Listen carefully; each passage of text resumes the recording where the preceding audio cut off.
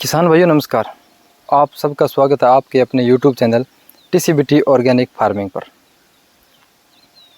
किसान भाइयों, आज हम कुछ मुख्य पोषक तत्वों की थोड़ी सी चर्चा करते हैं।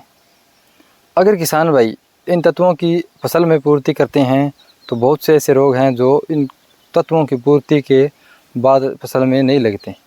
जैसे कि आयरन की कमी अगर फसल में नहीं होगी तो इसमें इल्ली नहीं आएगी, और सल्फ़र की कमी नहीं होगी तो फंगस नहीं लगेगा। किसान भाइयों, फसल के अंदर जिंक पूरा होगा तो कोई भी वायरस का प्रकोप फसल के अंदर नहीं आएगा। अगर तांबा और मैंगनीज की पूर्ति होती है तो कोई भी बैक्टीरियल ब्लास्ट जैसी बीमारी फसल के अंदर नहीं आएगी। अंदर कैल्शियम की पूर्ति होगी तो रस चूसक कीट फसल के अंदर नहीं आएगा। ये सब तत्व अभी बहुत कम मात्रा में बचे हैं या नहीं के बराबर हैं, तो फसलों पर इन सब बीमारियों का आना संभव है और फसलों की जो पैदावार है वो दिन ब दिन घटती जा रही है। इसलिए किसान भाइयों, इन सब तत्वों की पूर्ति करना बहुत ज़रूरी है।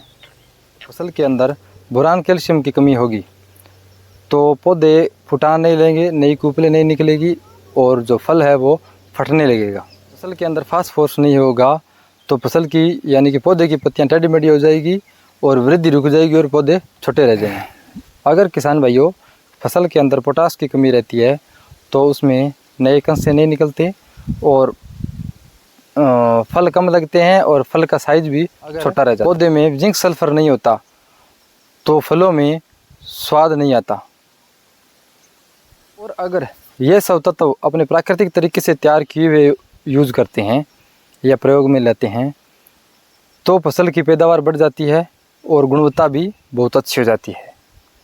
तो किसान भाइयों, आपसे मैं ये रिक्वेस्ट करना चाहता हूँ कि आने वाले समय में प्राकृतिक खेती या जैविक खेती की ओर थोड़ा थोड़ा अपना रुझान ज़रूर करें, और कम से कम अगर ज़्यादा ना हो पाए तो अपने यूज़ या अपने घर पर यूज़ करने के लिए और अपने खुद के खाने के लिए तो प्राकृतिक ज़रूर यूज़ करें, जिससे अपने बीमारियों से बच सकते हैं और जो डॉक्टरों का घर भर रहे हैं घर बैठे ही अपने, उनसे भी बच सकते हैं।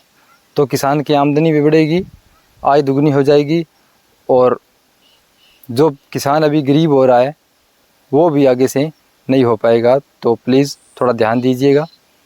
आपका बहुत बहुत धन्यवाद। Thank you.